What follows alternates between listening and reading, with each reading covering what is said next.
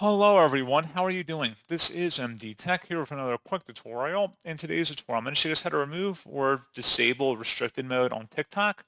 So please keep in mind that if you set it up, you will need to have a passcode that you created when you initially turned on restricted mode. You will need to have that nearby in order to actually disable it.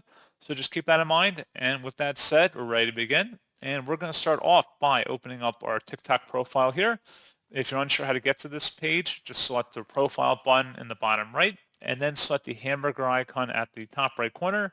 Go down and select Settings and Privacy. Underneath Content and Display, select Content Preferences, and then Restricted Mode, click inside of here. And if you want to turn it off, there'll be a Turn Off option, and you will need to enter in a passcode in order to actually turn off restricted mode. So you will have to go ahead and enter that in here. It's a 4-digit code that you came up with originally.